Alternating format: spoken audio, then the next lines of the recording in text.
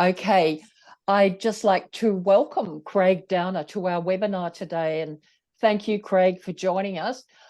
Many of you will know that Craig is the author of the book, The Wild Horse Conspiracy. He is an internationally known and acclaimed ecologist. Craig, welcome, and would you like Thank you. to introduce yourself? Yeah, my full name is Craig Carpenter Downer, and I'm very interested in the naturally living horses, both here in America, where I'm from, and in Australia, which I visited back in 2014 for a couple months. I've studied a lot about them, and my specialty is the order which contains the horse family. That is the mammalian order called the Perissodactyl, or the odd-toed ungulates or herbivores. I realize that these animals are natural gardeners of ecosystems, that they're very beneficial and ancient presences on the earth, and that basically the order is an endangered order. It includes the horse family, the hipper family, and the rhino family, and there were other families that have become extinct in past ages, like the chilicotheres. These herbivores in the mammal class play a really important role in ecosystems. And the fact that they are different, have different digestive system, different hooves, different teeth, different strategies, life strategies, is actually should be welcomed by people interested in preserving and restoring the natural world. And one of the main contributions they make is they're natural gardeners, or their soil. They build healthy, humus-rich soils, which are more nutrient-rich for plants, and consequently for the animals that subsist on plants, and also which are more hold more moisture, retain more water, and release it. And what really bothers me is to see people who claim to be educated people and know the basics about these animals and their differences with other classes of animals, such as the cloven-hoofed artiodactyl order, which includes the cows, the sheep, the deer, and so many others, which are more promoted by people, can be so in denial of how the perissodactyls, including the horses, can actually complement these animals and enhance an ecosystem, make it more biodiverse, more stable, more resilient, and all things which we very much need today.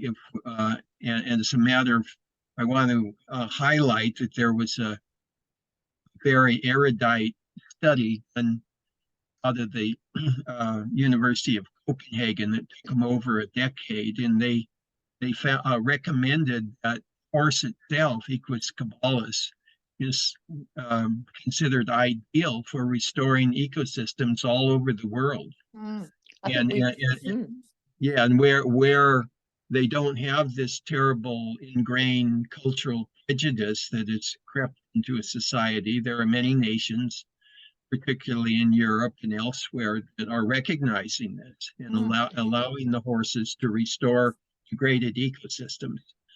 And by the way, Australia was classed as one, just from its soils and its climate, as one of the places where horses could thrive. And I think it's wrong to judge them prejudicially and just to use this, what I would call a target mentality, to go after them, to discredit them. That is in no way objective science. True science takes an objective view. It takes a long range view. It doesn't go kind of like a vendetta with a vendetta approach to a species. Hmm. And now recently I was reviewing, these various books like the Brumbies book, the lovely book that I became familiar with when I first came to Australia, and realizing that there are so many other species that were brought in, like the pigs and the deer, and the cats and rabbits into Australia, and that really showed, yeah, if you were trying to preserve what had indeed involved in considerable isolation for millions of years, then why did the Europeans, and particularly the British, allow a massive disruption of this system? Now, as an ecologist, I think it's really important to focus in on how ecosystems function and that they are constantly evolving over time. Now, given these major impacts that European man caused and the alterations that he made, including to the native culture, the Aboriginal culture, which I became somewhat familiar, and I thought was quite fascinating, then I think a much better approach is to say, well, we're not going to reverse all these um, changes that have been introduced, but we can limit them in certain ways to preserve the most well well preserved original habitats that seem to be preserved in the best manner. But I think today, with global warming and the global species extinction crisis, I think it's very important to focus too on well functioning of ecosystems. Mm. So we're Craig, not going to take it back to the pristine, but we can restore a well functioning ecosystem. mm, And in light of the great threats, this is extremely important today. And I mm. believe that the horses could be a major part of this. That's great. I think, Craig, that's really, really interesting and reinforces a lot of what I have understood, and particularly from what you have said. I guess our deep trouble at the moment is that we have got elements from within those, amongst those people who are opposed to Brumbies, like picking out particular native species and wildlife and saying that Brumbies harm them. And after I've read a lot of scientific papers, it seems almost a ludicrous contention to claim, for example, a pygmy possum that lives high in amongst rocky crevices. And from what I have read, what has caused them to decline is ski slopes and infrastructure. So that's what we're against now, is that whilst I hear you saying Brumbies do restore the ecosystem, and many of us have read reviews about what is being done in Europe, but it's convincing, or I'm not sure if it's convincing because they have such a mindset, but it's being able to rebut the ridiculous assertions about the pygmy possum and the corroboree frog. Brumbies, I don't believe, are harming the corroboree frog. The corroboree frog is dying from a fungus disease. The chytrid fungus, Yeah. yes. So Also in South America, that's a terrible threat. Yeah. So how do we deal with this? I mean, apart from raising these issues, I guess what they are saying is, these people who are opposed to Brumbies, is that Brumbies have hard hooves and that they're damaging these fragile ecosystems with their hard hooves. I mean, we've even...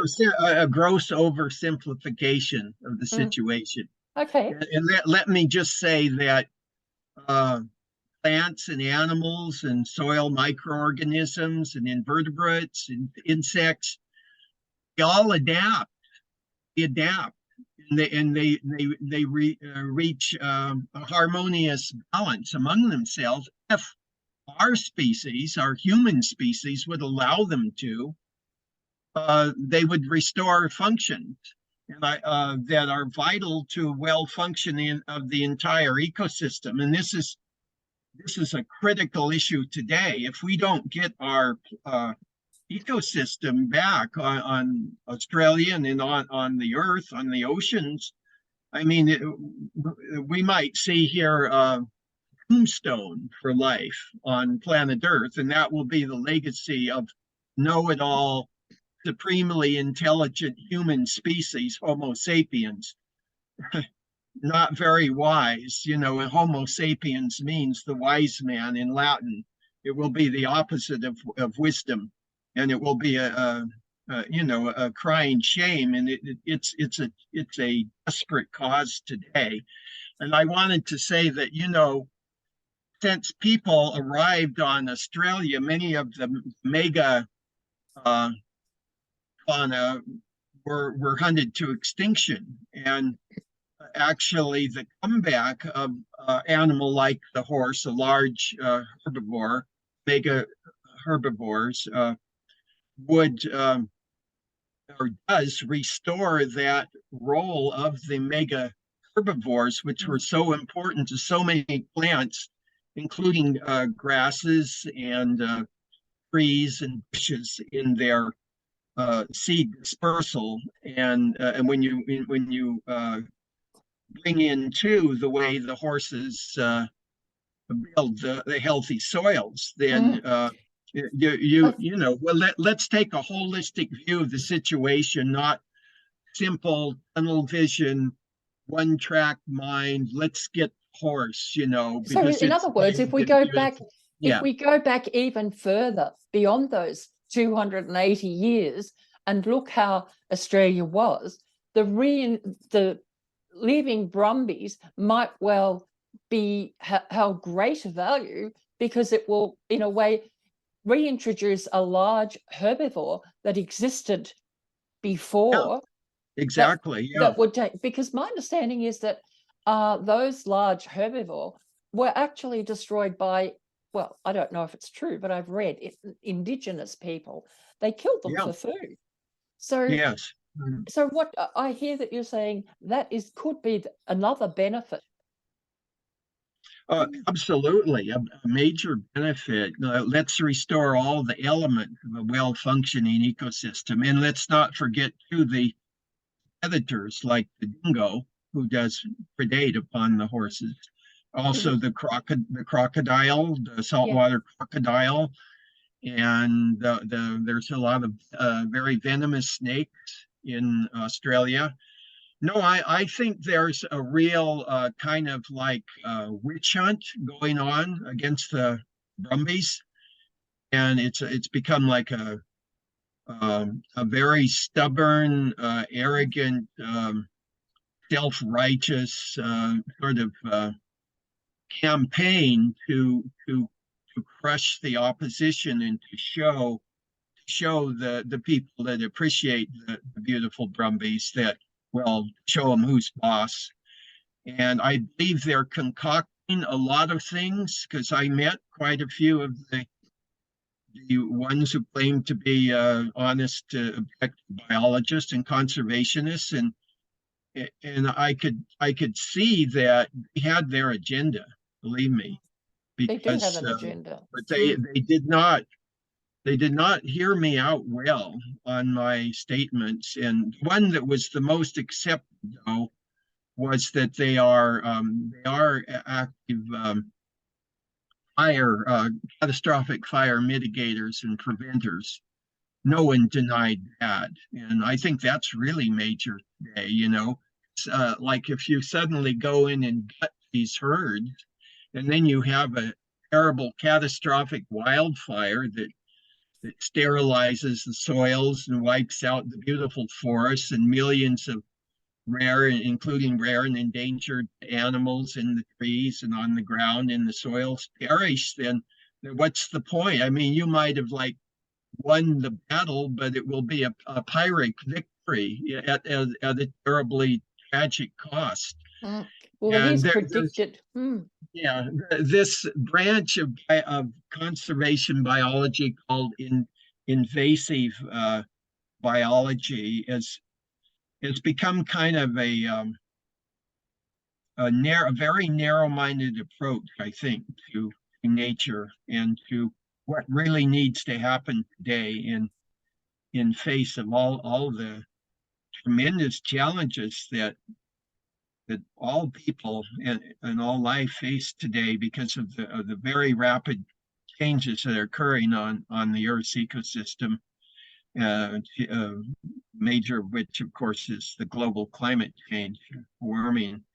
We can't get hung up on little petty, egotistical pet peeves, or resentments. Let's take a holistic view and let's appreciate the species for what they have to offer.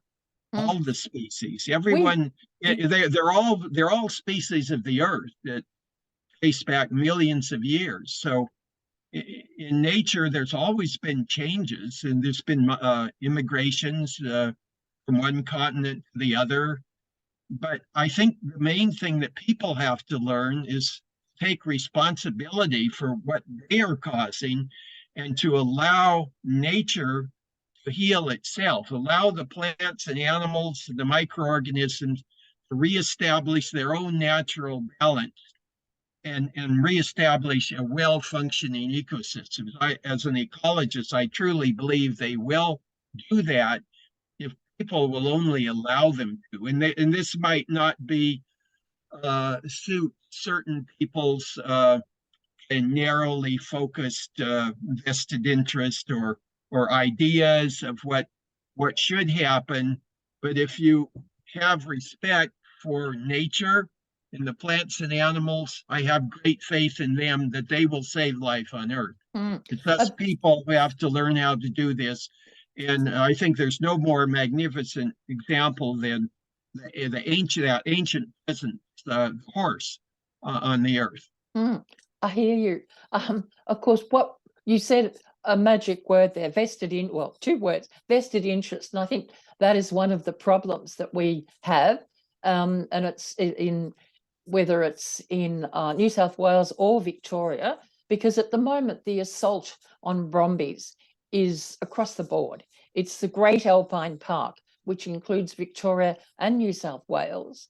And I think in Victoria, for example, there are now bike paths and goodness knows what going through. And all of that, of course, means some people have decided they don't want Brumbies there.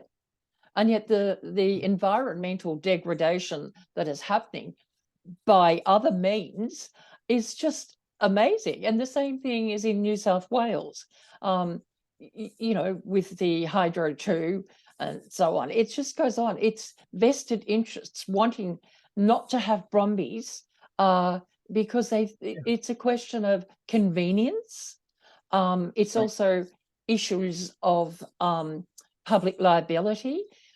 I'm assuming that the state government or parts of Victoria would probably feel if somebody was riding a push bike along one of their bicycle tracks and they were run over by a Brumbie, then you might get some kind of claim. And I think that brings me into your reserve design that could be very beneficial in certain areas.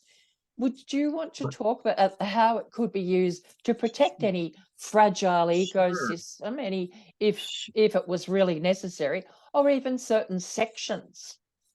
Yeah, there are ways of designing a reserve to accomplish goals, and reserve design is a very intelligent and broadly scaled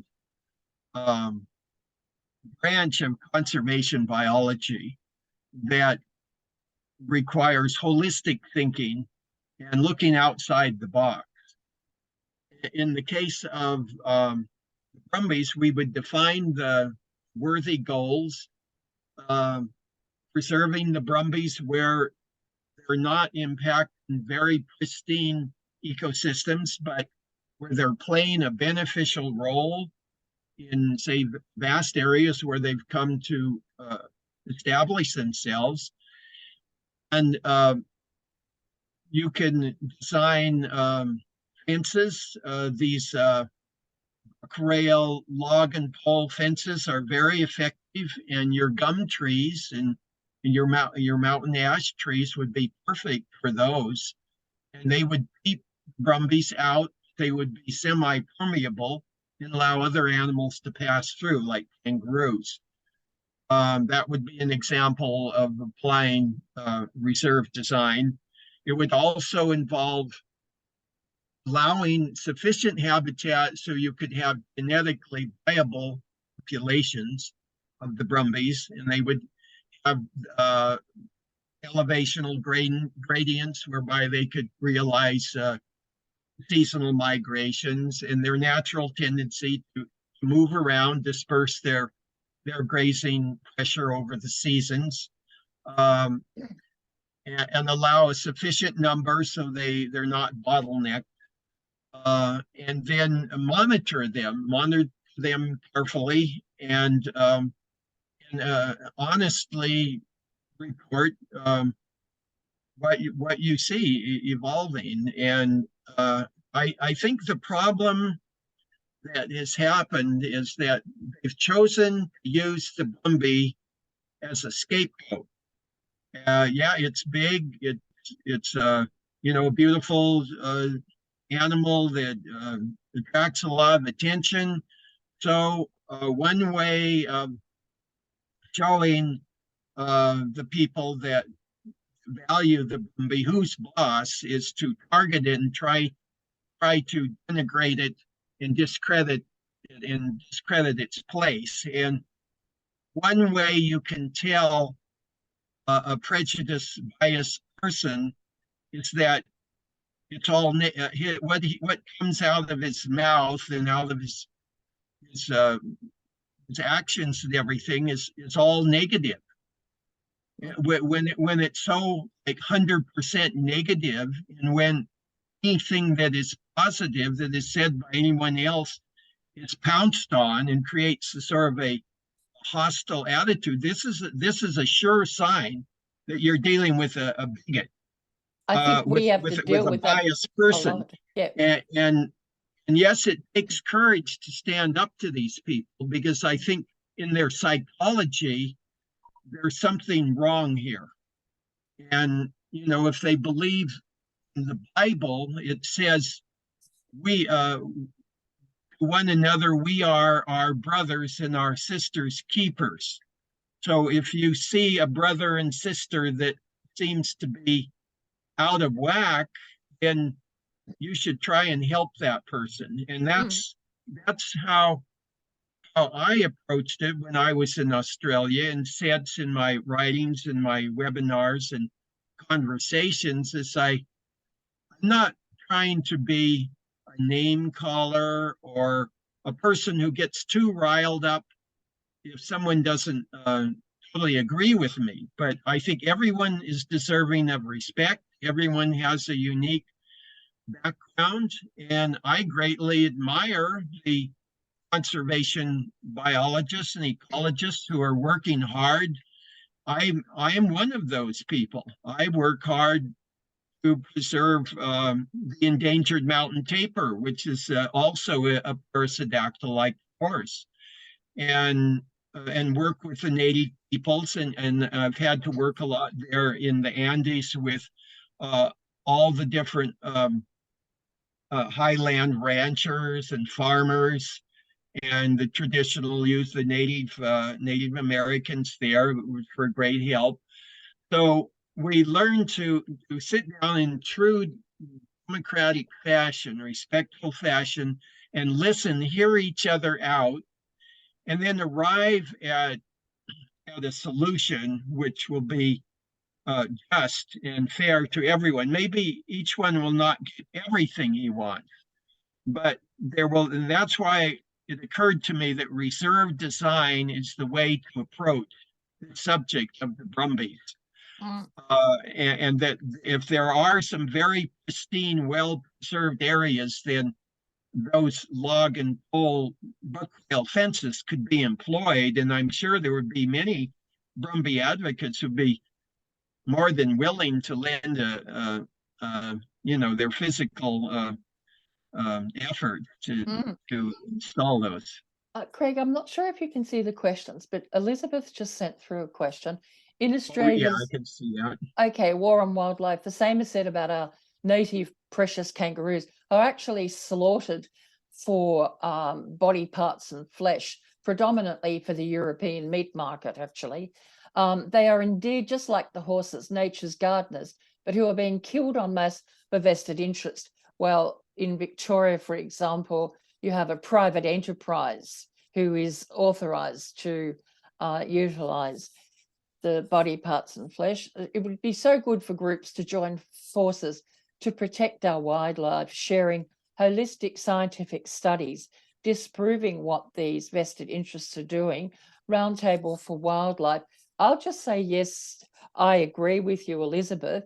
Unfortunately, that would be very difficult. There is a political party, AJP, who do support animals, Animal Justice Party, but unfortunately, they don't really support the retention of Brumbies in the wild. They want to see Brumbies removed because they hold the view that Brumbies don't belong. And I know that as a person who was formerly a member of AJP and who stood for the AJP in 2018. So I hear you, how that could ever be achieved. I just personally think as an Australian, we're going to be stuck with this notion of the various activist groups representing the different animals. I tried to establish the Australian Wildlife Party 2 years ago. It's very difficult.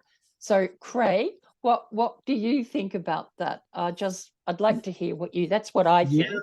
yeah, I just wanted to make the point too that I learned during the conference of the Ecological Society of Australia, which I attended in 2014, that although they claim there were no hard uh, marsupials, there in fact were in earlier millennia in Australia. And so it seems like take a few select points, then they kind of close their mind to any further information. So, yes, I think this lady has a great suggestion. Mm. And I think if people could get together and honestly form these groups and maybe wean themselves from certain traditions that seem to be set in concrete, and that applies to all of us, including in our diet and what we eat and how we live, and automobiles and plastic and how we cook, whether we're cooking with methane or electricity, many different points. But really think it's so right on that we have to reestablish an aware, sensitive, open, growing, expanding relationship with our fellow species, our plants and animals, and we should not take for granted those species that have been our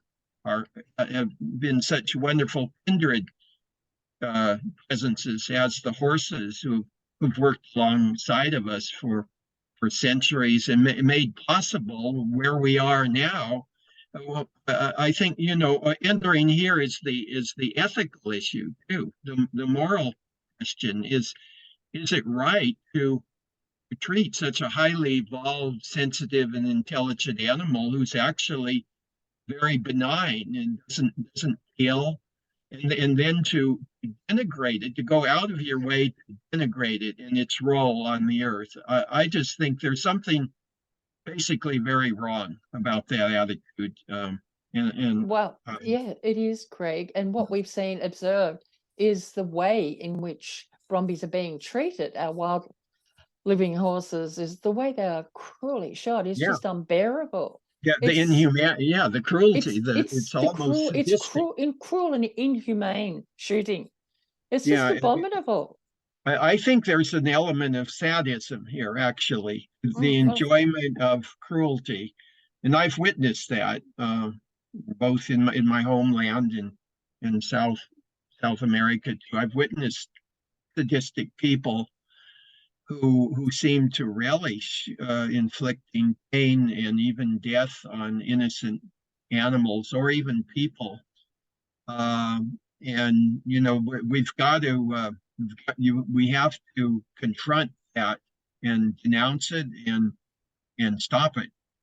And I think what's happening to the horses, both here in North America and in Australia, is a precise example of this. And it's and often at the base of this is just that people do not want to admit that they were wrong, not humble enough to say, yeah, I was my way was in error.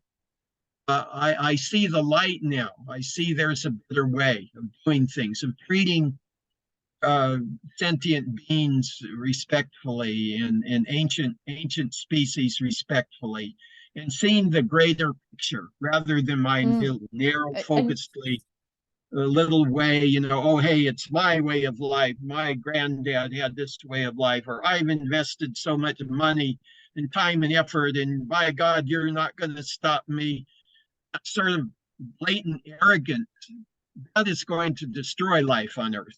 And even, but if people can come clean and treat each other respectfully and learn to value all kinds of animals, especially animals that have done so much for them, been such great companions and friends and co-workers for them, then I think we have a chance of saving precious life on Earth. Yeah. And I think another good point that Deb Martin's raised is how do we get into the media? I don't know if you have that same issue in America, but here it's almost sometimes impossible. The media gets taken over as well. Yeah, the media is controlled by these big people. moneyed interests, moneyed interests. I mean, in the capitalist society, you can buy your message, you know, we got enough, and especially if there's huge corporate interests behind certain developments. I mean, it's like money is their god, and money, power, and control is their god. People get into positions of power, and you know the old saying, power corrupts and absolute power corrupts absolutely. It was famous English writer, I believe, that came up with that. But you know, there's a lot of truth in that, a lot of things, a lot to contemplate today. And so I think the way out is to really do a lot of soul searching and to admit what you need in the way of correction. And we all need to do that. And I think that what the lady said, getting together in groups, discussing things and going out in nature and observing purely, not in a way that's there to alter it or kill it or capture it, but just to purely observe, you know, leave tracks and take observation, but nothing else, you know. We do have a wildlife photographer, Dean Marsland, who has created a YouTube channel. I don't know if you've seen that. It's called My Big Backyard Productions, which I will send you a link to. He spent decades going up to the Alpine Park and filming. He's filmed up as high as the Bogong High Plains. He goes up there regularly, and he's created. I was there too. I just want to make clear to the audience that I was in those places when I was there. I know you have. I know you've been there. You've observed. You've ridden. I think you rode on horseback as well. Yeah. Right. So you've been there. I must send you the link because I don't know how many videos are there, Craig. I'm sure you will enjoy it. Oh yeah, greatly look forward to that. It's a lifetime of work of videos in these areas showing there is no damage. He goes right up to the headwaters where some of our Brumbies have been shot and left to pollute headwaters. So another thing I just wanted to talk about was that Brumbies get blamed for damage. So putting to one side the pygmy possum and the corroboree frog, quite often you'll see images that are clearly not caused of damage, alleged damage, that are not caused by Brumbies. It will be caused by deer, because deer create bogs that they love to roll in. And Yeah, and pigs also.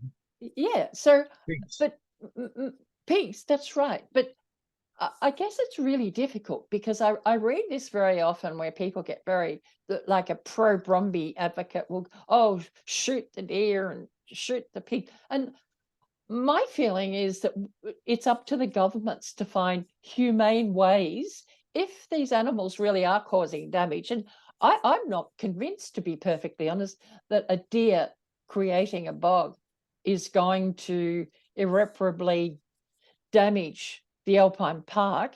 But maybe there is a need for some sort of control, but it does need to be humane, for goodness sake. What are your thoughts I about that? agree. Yeah. Yeah, I absolutely agree. These are sentient beings, very elegant, sensitive presences, and just to treat them like so much objects that you're eliminating, I think that's a very unenlightened way to Mm. view and relate to life.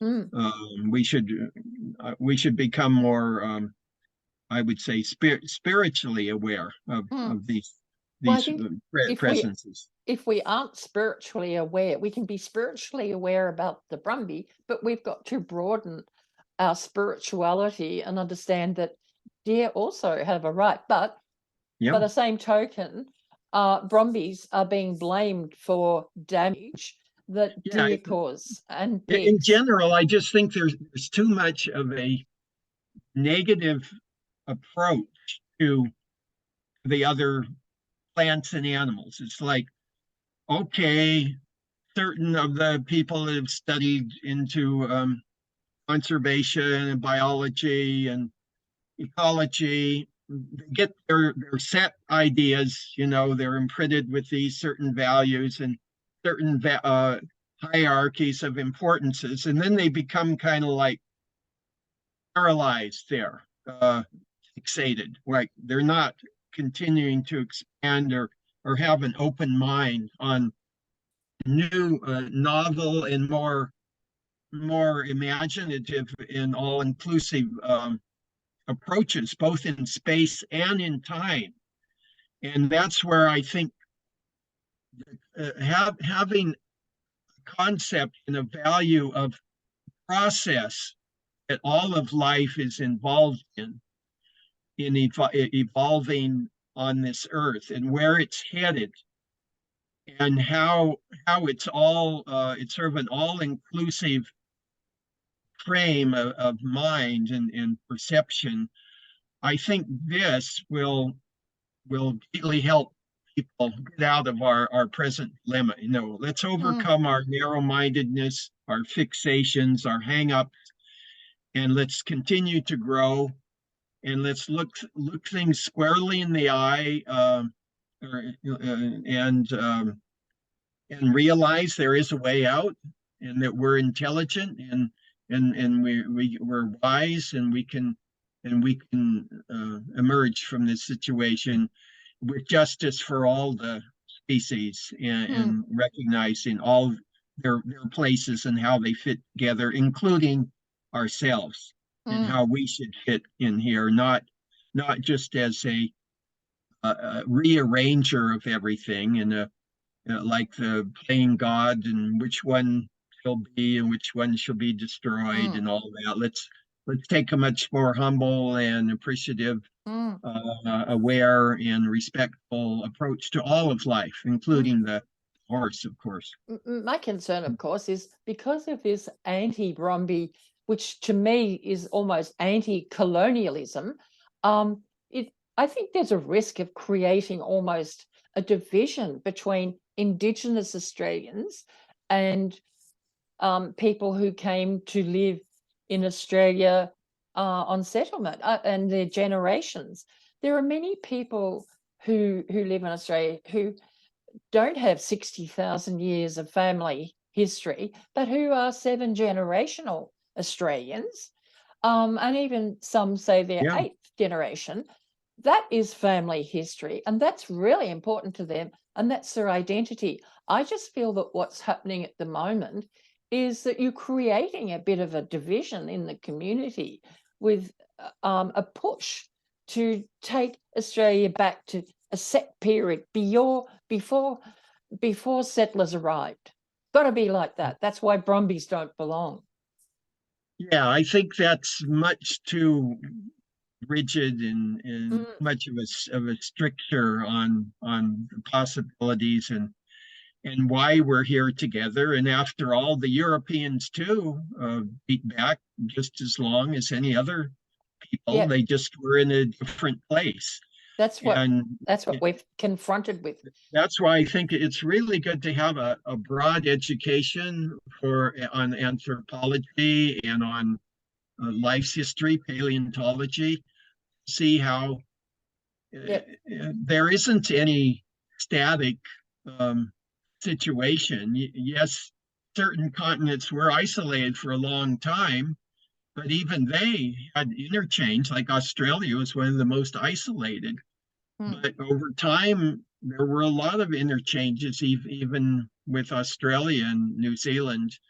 And given the crisis that Earth is in now, because of our species, I would say primarily because of how we're trying to control and rearrange and calling everything that gets in our way as being somehow effective or wrong or destructive or overpopulated, but not looking at ourselves and our own way of life. I mean, that to me is, just extremely hypocritical and this self-righteousness, which can be either religious or scientific, sort of a self-righteousness, either religious or scientific, and that we have to overcome this. So I certainly agree that all the cultures should be respected for the virtues and for what they have to contribute, including those who came from Europe. But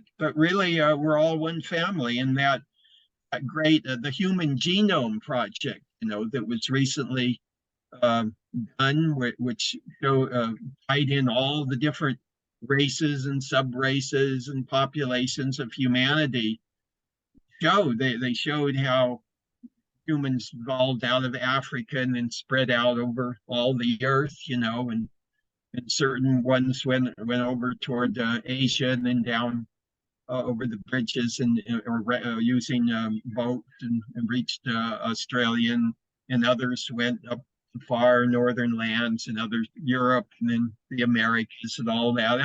That's a fabulous story and a fabulous history, but it shows how we're all tied in together and how we're going through stages. We're always going through certain stages, and we're facing novel challenges with each new stage. So I think it's very important to learn from the past, but not to be hung up or think that just going back to the past is going to solve all the problems. That's where it's really important to use your imagination. And I was just up at this public interest environmental law conference in Eugene, Oregon, at the University of Oregon. And there I heard this Carlos Bravo, a famous conservationist who established the corridor for the jaguar, helped do that so the jaguar could realize a population from south to central up into North America, and reestablish corridors for many other species as well, like ocelots and javelinas. And he really stressed in his speech, I went up and complimented him about the importance of using your imagination and letting your mind kind of wander and think about new possibilities. And it was very well received. That's wonderful. Well, Craig, I think we've probably come to an end. Oh, no, another question. Elizabeth did point out that Murdoch Press owns 70% of the media. So that's why we're stuffed. Brumbies are often compared directly to cattle about regrazing, biodiversity and fire fuel reduction. How do they differ? Cherie is asking.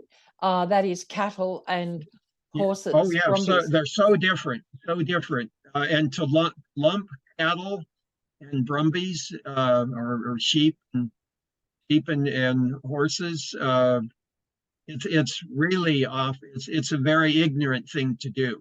How are they different? The cloven, artiodactyl order includes the bovids and the cervids, the cloven-hoofed animals, many of them of which are ruminant digesters with multi-stomachs who very thoroughly digest with ingest, and they lack upper incisors, so they use their tongue, their lower teeth, and their hard palaces for sort of shearing action, whereas the horses, the donkeys, and tapirs and rhino, they can carefully nip the vegetation, prune it, much more selective. Also, the horses tend to be much more semi-nomadic, to roam over much larger areas, whereas your cattle tend to camp on their moisture areas, the riparian habitats around lakes and streams, and could do tremendous damage. So to say, oh, they're all livestock and they're all that is so terribly unjust and ignorant. It's just downright ignorant. But I know why it's done, because usually, yes, they lump them together and then they take out they say, oh yeah, well, let's eliminate the wild horses. They won't say, oh, well, let's ask the ranchers to cut back on their cattle and sheep or to restrict their movements or feed them more. No, they'll say, oh no, the easiest way is just, oh, let's get rid of the wild horses. Meanwhile, ignoring all the great beneficial contributions they make, including complementing the cloven-hoofed ruminant cattle, sheep, deer, as they are. They are mutualistic, symbiotic members of the community with these. So this is the educated view, and then there's the ignorant, narrow-minded view. So thanks for bringing up this point. It's a very important one. Yeah, I think it was a good point too. Yeah. The other issue is there has been no research in Australia about the benefits that Brumbies bring. Is there any research about the benefits of wild living horses that we could adapt and use and throw out? If you go on that study that was contributed by so many of those fine ecologists, by Nondrup and Svenning, I'll send you the link. Yes, please. And I'll post it. That greatly described the tremendous benefit that the horse has, the natural living horse, to restoring ecosystems. And by the way, when I was there and became a member of the Ecological Society of Australia in 2014, and I traveled all over much of Australia. I was in the outback and in Broome and the Kimberley, in Victoria and in the Australian Alps and way up in Darwin and Kakadu and all over the place. In my poster, I presented at that conference in Alice Springs. I was also down there at Uluru and, the Northern Australia and the Southern Australia part. But I presented a list of the benefits they have in ecosystems wherever they live, all over the world. And I said, well, why? There's no reason they wouldn't have these same benefits here and actually help deeply rooted natives here. And I tried to get some interest in giving me a position or some support, a grant, or working with some institutions, some university or concert, so that I could be part of a team that would study these benefits. but nothing ever turned out. I Yeah, never it's got very any concrete offers. But I understand there are a few, at least a few ecologists there who are more open-minded. And I know during that week, when my poster was up, there was 2 evenings I had what they call defending the poster, you know. So I was able to answer questions and have a parlay with different of my fellow ecologists. And there were some who weren't of this negative mindset, but they said, no, no, I see that you have some very valid points here, Craig, Mm. that need to be recognized. Yeah. Well, we Um, know some of Ariane Wallach is one such person who's a great supporter of Brumbies. And I think if you can send the link, that would be wonderful. And I'll post yeah, it. I'll send you that link, and it Oh, has that would be many great. other, and I'll send you a couple of my articles as well that Please. I've done. We've Yeah, got we've got an inquiry, a Commonwealth government inquiry into Brumbies. It's such a closed book. It's not about the benefits of Brumbies. It's how can we get rid of them? it's Oh, kind of like it's horrible. The Spanish Inquisition of, Exactly. yeah, So we've got to address that. And I'll be opening with, this inquiry is comes from a premise that Brumbies ought to be removed, and we need to be looking at. I'm going to be encouraging the Commonwealth to invest in research rather than investing in shooting. yeah. And Let's let me let's say, get when some I was up research. there in the Kosciuszko National Park, which beautiful park, and went in Yeah. and observed a lot of things there, and I observed the cor- corroboree frog there in those more marshland habitats, and there were zombies there who had regular trails coming in the streams where they would drink.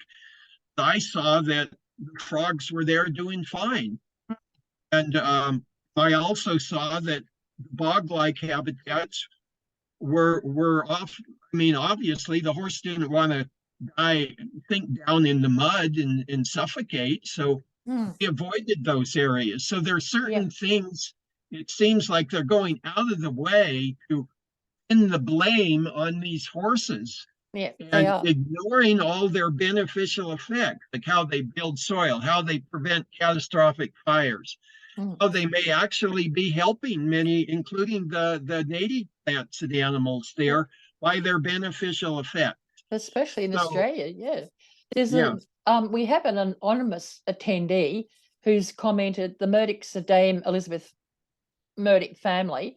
If you look at some of Dame Elizabeth Murdoch, a philanthropist local to my area and deceased at 102, very interesting to read her life work and history of loving all animals. I don't believe the Murdochs have anything to do with the lack of Brumby support on the network they own. Well, they need to take control of their network then, because the Murdochs do control 70%, and it's impossible to get pro-Brumby media attention. So that's a little bit confusing. I haven't quite understood what you mean. Are you saying the Murdoch family themselves, but the Murdoch press does control the media? So maybe the Murdoch family, the children of the Murdoch family no longer own the press, but it's still called the Murdoch Press. I haven't quite yeah. understood what you said, Yeah, but I wanted to never. bring up the point about the Yeah, census there in the Kosciuszko National Park. yeah, I analyzed that and did an article about that. I can send that to you. But excellent. that other horse expert help. I think you know who she is. But Joanne. that seemed to be such a flagrant example of a extremely exaggerated, illogical increase in the horses, Oh, populations. Yeah. which I think any reasonable person who was honest, a person of integrity, would have immediately spotted that. The fact that they let that pass, they let this computer program sort of dictate rather than using your common sense. I think that was a real red flag Mm. about what's happening there in Australia with this Yep. this targeting for discreditation and all this hyperbole and this extreme exaggeration Well, they know. yeah, They it's know. like They know they're that trying there to are create exaggerations. a unthinking, unquestioning, hysterical attitude among the public that just sort of knee-jerk react, just accepts things without question, without really analyzing it for themselves. So that's what we have to overcome. And let me just say that I'm always willing, ready, and able to help in this cause, because they're beautiful animals, and I have a real appreciation for horses, and I believe they should be given their natural place in our world, not just be Yeah. treated Well, as expendable slaves. well, thank you so much for joining us today, Craig, and for sharing your views and wisdom. And I just want to thank you Oh, well, I sincerely. appreciate Yeah, you're welcome, again, and appreciate the opportunity. And I will send you some of the articles I think people should. I didn't have time to wonderful. type them into the question answer, but I will send them to you so you can post them. All right. And if anybody's got questions that they'd like to ask, I'm more than happy to email them to Craig, and then perhaps he will post something on Brumby Action Group. So thank you to those people who've been able to come today. And again, thank you, Craig. So we'll end now. And I've recorded this webinar, so it'll go up on our YouTube channel, and then I'll post it on Brumby Action Group in a little while. Wonderful. So And good luck on your new bill to on the rectify this and to help Brumbies there. the new campaign, the Commonwealth Yeah. campaign, well, we've got to do something, haven't we? And I just think challenging, you fight fire with fire. And I think if we challenge this Commonwealth challenge by demanding Commonwealth legislation and pointing out to the senators the benefits of Brumbies and why they should not be brutally slaughtered, it's a step forward. That's how I've thought about it, trying to think strategically, that's all. I hope it has some benefit. Yeah, with your legal background. I tried to sign it, but you have to be a resident of Yes. of Oh, Australia. yes, that's true. You need an Australian address. At least a resident. You don't have to be a citizen, but you No, can you've got to have a use the rest. residential Yeah. address. All right. Well, thank you. Bye, Craig, and Okay, goodbye, bye. everybody. And thank you Let's so keep much for going. joining us. All right, you're welcome. I'll Take talk to you care. soon, Craig. Okay.